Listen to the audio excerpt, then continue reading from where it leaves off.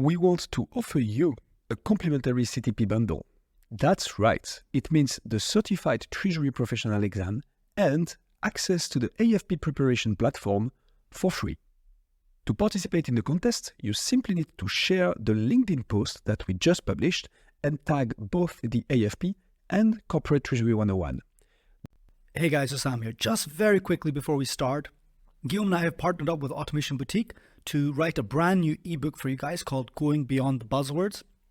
It's an amazing ebook that goes through all the things about automation, data, and processing that just simplifies the topics just in the way that we do all the time in Corporate Treasury 101. To pick up your copy, just go into the show notes and click on the link, or go to the website and find the partners page where we have a link to the ebook there as well with Automation Boutique. And then here's the episode. The link is in the description. Go check it out. Welcome to the Corporate Treasury 101 podcast. This is the third and final part of our full interview with Jim Kaitz, where we discuss the Certified Treasury Professional certification. In the episode of today, expect to learn what does the CTP signify and why is it a significant credential in the field? What are the prerequisites and study commitments for a professional aspiring to become CTP certified? What are the treasury topics tackled in the CTP and what can a CTP expect to be able to accomplish? How does the AFP ensure that the CTP certification remains relevant and up to date with industry changes and technological advancements? And like always, much more. It was extremely refreshing to chat with Jim, particularly to understand the vision, values, and the behind the scenes of the Association for Financial Professionals. Jim embodies these values and vision, and it clearly shows in the episode. We hope you will enjoy the episode. If that is the case, and when you're thinking about how you found our podcast, chances are that it was through word of mouth, social media, or a recommendation from your favorite podcast platform. And this is our only request to you. The best way you can support the podcast is to head to YouTube and subscribe to our YouTube channel, Corporate Treasury 101. That will mean the world to us and help more people learn about treasury. On another note, this episode is brought to you by Automation Boutique. Automation Boutique is empowering treasury, finance, and risk management with tailored automation solutions.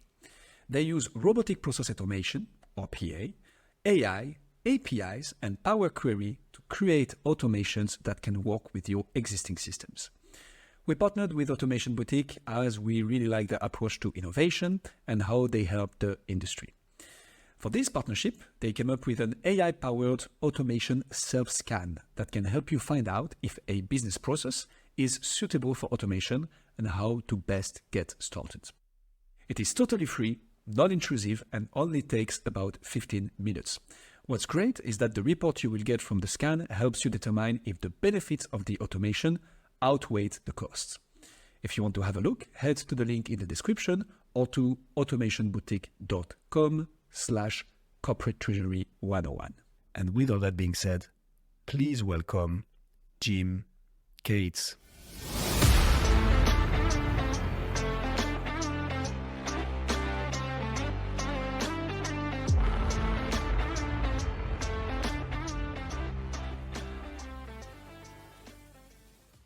Jim, I think we've touched upon it quite sometimes in this episode, the CTP, the Certified Treasury Professional certification. Let's deep dive into that. So, what does the CTP signify? Why is it important? And why is it a significant credential in the field of treasury, if not the treasury certification out there? Well, we like to think of it as the treasury certification, but we don't have to have that debate today. I always say competition is good, but not necessarily. Well, as we've talked a lot in the last hour or so, treasury isn't a topic that is taught at the undergraduate level. The body of knowledge of the CTP, runs well over 1,000 pages on our exam prep platform. Some of the topics are addressed at the undergraduate, business schools. But they're not taught at the undergraduate business schools or MBA programs, quite frankly. So we don't have to rehash this one, but it's pretty clear that, no one comes out of the, saying, I'm interested in corporate treasury. In many cases, the other objective is these students don't even know there's a profession called corporate treasury. And so We hear that over and over again. In that environment, the CTP really sets the standard for the Treasury globally. As I said, it's a very extensive process that we go through every 3 years to update that body of knowledge. It is practitioner-based. It's based on a formal job analysis. We create the body of knowledge for the certification, and then we have a completely separate group that actually are item writers that write the questions for the exam. And this is sometimes people taking the certification don't realize this, that the body of knowledge there's not going to find every answer in there. That's why we have two separate groups, one that looks at updating the body of knowledge, and we have a separate group of item writers that are writing questions, practitioners. Everyone's a practitioner, because it's not about memorizing 1,000 pages of content. It's how can you apply those concepts into a real world. So this is a real world practitioner-based foundational knowledge of corporate treasury. So it's a recognition that if you pass the exam, that you have a good foundational knowledge of corporate treasury. It doesn't say that you're going to know everything, but it is the stamp of approval that this individual, if they can pass the exam, have a good and workable and foundational skills to be in corporate treasury. And now, if you see most treasury jobs, you'll see the CTP is required. A lot of banks require their transaction bankers to have this certification as well, because it's really gives those the bankers a real insight into the practical role that the treasury or treasurer plays within the organization. It's been well established over 35 plus years. As I said, we've tested over 60,000 people. We get 4,000 or 5,000 people a year who take that exam or who sign up for the exam.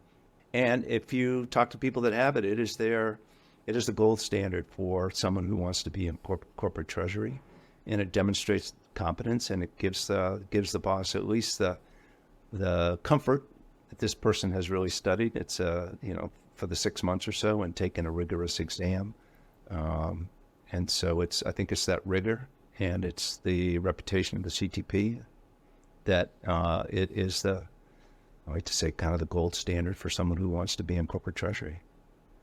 All right.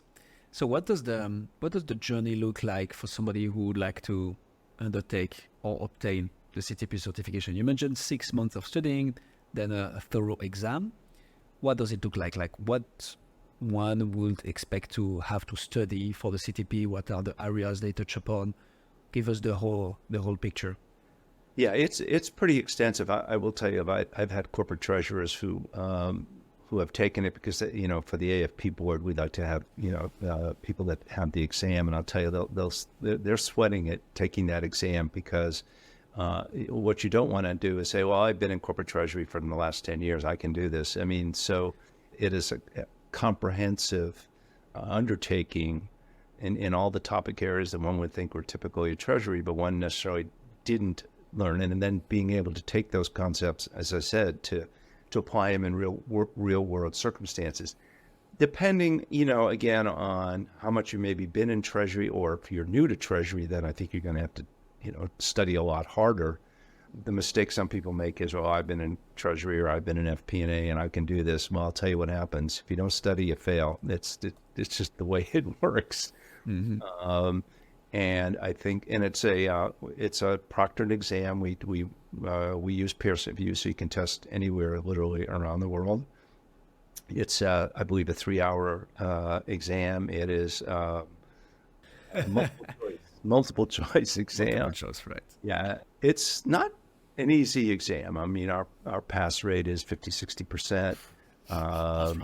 You have to study for this thing. It's not a given. And that's insane. The FP&A exam is a 2-part exam.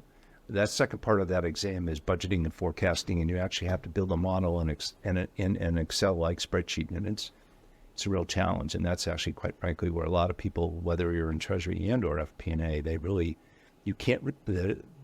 The ability to build that model from the ground up can be challenging, which is good. I mean, we've always had this internal debate: should it be easy? Should it be? And I think we all believe that. Look, for a role that you're playing in finance that is so important, we always err on the side of this should be a rigorous exam that really tests the individual's ability to take these concepts and be able to apply them in the real world. And we're not making any pretense. This is foundational knowledge. It's credibility. It's credibility for the individual. It's credibility for the organization that's hiring people. And we've been fortunate that it has a great reputation and great brand in the market. And we don't compromise at all in terms of its rigor and the work that goes into it. 100%. We were speaking with Paul Barnhurst, Guillaume and I, in a separate, for our other podcast actually. And off camera, he was telling us about when he sat the FP&A course that he did. And it was just when we had signed our partnership together, so we kind of brought it up with him. And he was like, that's a real certification. And the reason he said it was a real certification was like, because they don't just hand it to you. And they're not going to just let you pass and make sure that you pass. There are some that are just like, okay, you didn't pass. Look at these questions again. Here was the right answer. Now, can you sit the question again? Okay, great. Now you've passed. Which he was critiquing some of the other ones that perhaps do that. And he was like, no, a real certification is one where you might not pass.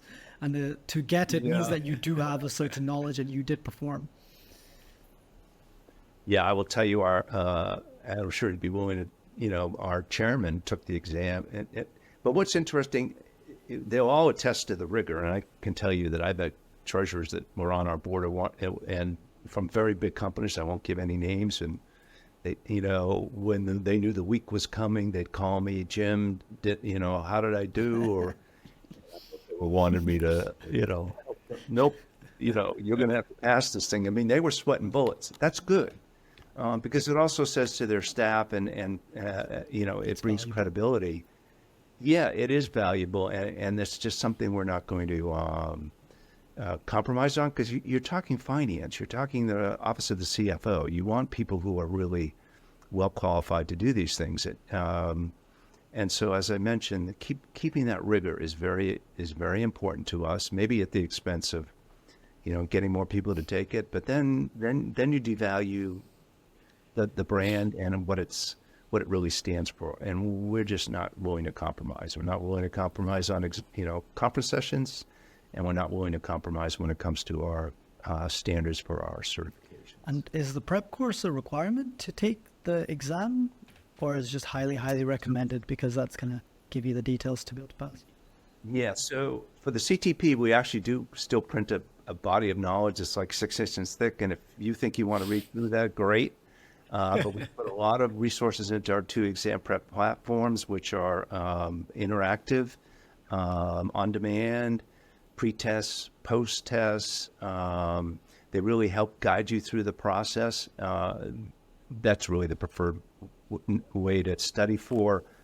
The FP&A exam, we only have the exam prep platform. So unless you want to read about 60 finance books, which we reference, you could do that, or you can get the exam prep platform. We have both options. Some people like to read a book. So if you want to read the book, that's fine.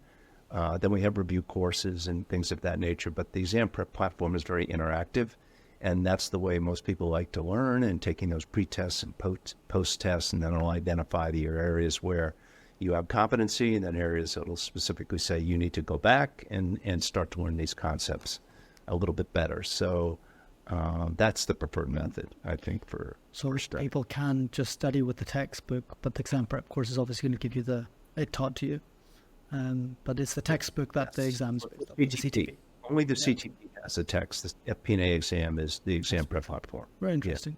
Yeah. And what are the topics that you are covering that? So we, in Corporate Treasury 101, have kind of defined the 4 fundamentals of corporate treasury as I'm going to have to get this wrong. Cash management. Cash and liquidity management. Let me Yes. a test for this. Let me get cash and Go for liquidity it yourself. management, financial risk management. The last one's banking relations, and the third one was Corporate something. financing. Yes, indeed. Damn. So, Yeah, that's all. is that what's your structure? How do you structure corporate treasury in CTP? You're asking me a question. I have to open it up and look at it. Yeah, no, I'm not doing that. No. It's too hard. Oh, really? Yeah, I'm too old. I can't learn it. No, I'd be happy to get our certification people on doing separate podcasts with you in terms of all the bodies of knowledge of both of them are pretty extensive. I'd have to have it. I mean, all of those are obviously covered, but I'd have to have all the different domains in front of me, and I wasn't that well prepared, so I didn't know we were going to get to that level of specificity. Right? No problem. Makes sense. Okay, Jim, so how does the AFP actually ensure that the CTP certification remains relevant? Because you mentioned this 6 inches with large, body of knowledge. You mentioned that those are skills that are actually fundamentals and necessary for the treasury professional to thrive in a career, but also to bring that value to the company. 50 to 60% pass rate is absolutely crazy. It means you can't just wing it. It's like, it's a proper... You wing it, you're going to fail. Exactly. You're going to be part of the 40%, maybe even 50. But so how... I'm interested in understanding, how do you keep up to date with everything? Because obviously, we didn't even touch upon the technological landscape that is ever evolving. We mentioned a few crises that happened over the last 2 decades. Those all brings a whole new waves of technologies as well, a new ways people work. You mentioned the right versus left brain, how those treasury, when they work from home 4 days a week versus when you're constantly next to your team and you have somebody you can ask all your questions with. Like, how do you keep this body of knowledge and this certification up to the standards and up to date with the industry and the actual need of the companies for a proper, efficient treasury function? So we have an internal certification staff. We have a director of certification. That's her role, and she has three people that work with her. That's her expertise. So we have internal expertise. Unlike some other certifications, we, as I mentioned, update the CTP every 3 years. So that means you have a baseline for the last time the body of knowledge was updated, and then we go through a very formal job analysis where we're asking practitioners through the formal job analysis what additional roles and responsibilities they're fulfilling. It's Stacy's job to ensure that job analysis, we use psychometricians and look at, okay, since the last time this was updated. And this is important. It's a look back. It is not a look forward, because what you want to prevent from happening is for us to be putting things in there that aren't actually what the treasury function is doing. So it's not aspirational certification. It's a 3-year look back. Okay, from the time that we last updated to today, what additional knowledge, role, responsibility is that treasury function playing? And that's where we'll fill in that gap over that 3-year period. So it is not looking at, testing your knowledge on artificial intelligence, where artificial intelligence isn't part of the treasury function's day-to-day job, right? I don't want to be in a position where we're trying to, create something that isn't there. This is a look back. And so every 3 years, it's getting updated based upon what practitioners are telling us are the additional knowledge domains, or part of those domains that are changing.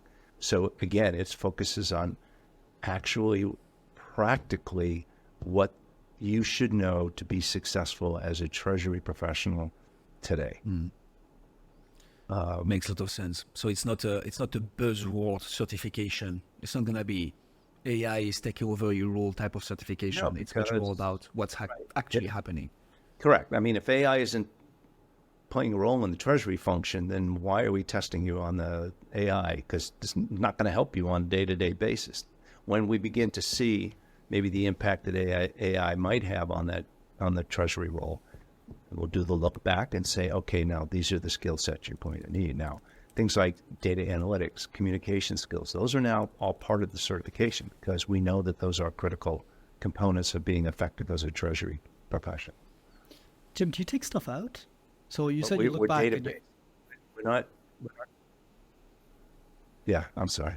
No, I'm sorry. Do you take stuff out when you look back, or do you only add out of interest? I think if rules, regulations change, rules change, because we're looking at the regulatory environment as well. So some of that, if it's no longer applicable, that'll be taken out. Absolutely.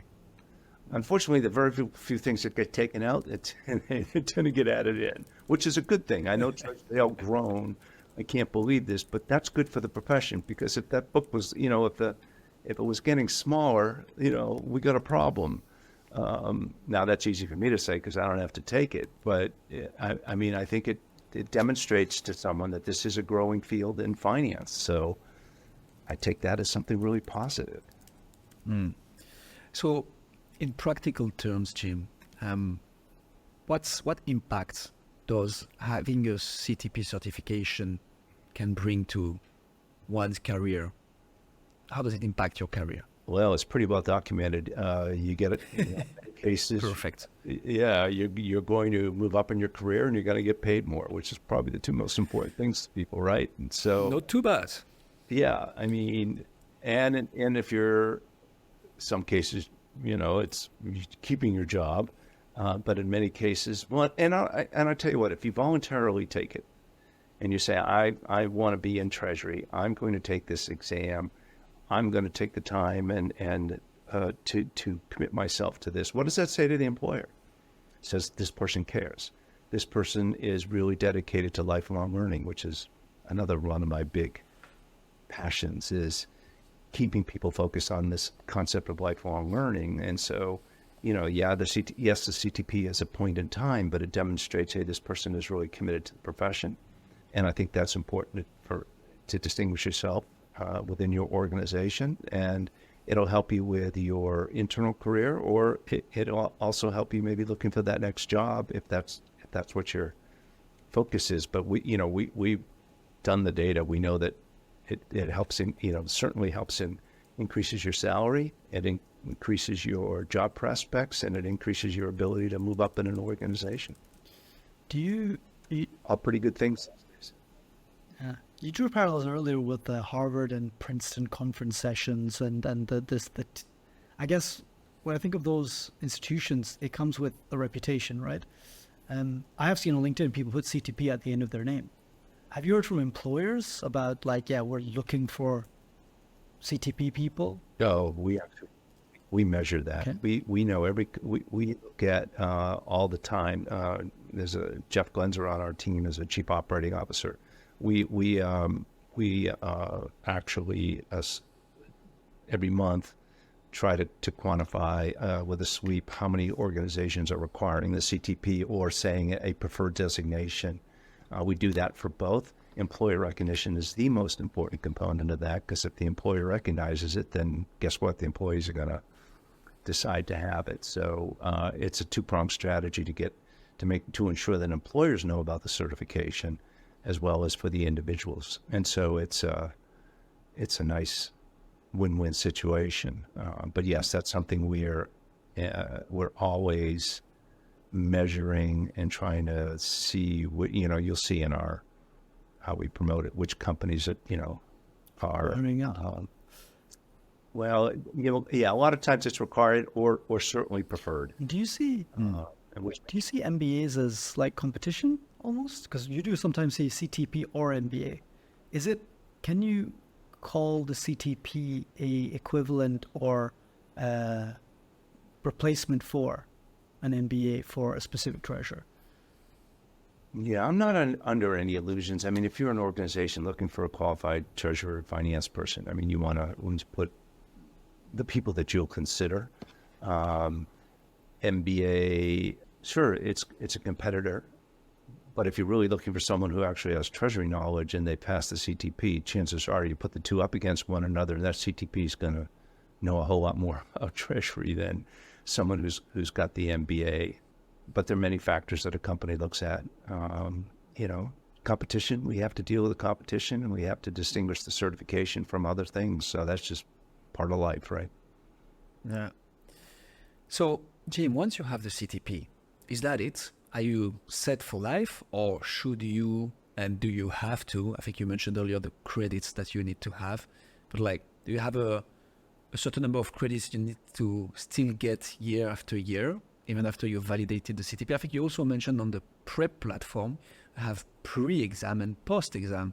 Meaning even when you're certified, you probably still insist on the updating of the training and the people to make sure they have the latest knowledge.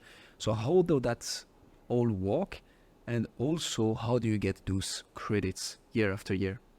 So, yes, it requires, it's either 42 or 48 continuing education credits over a 3-year period.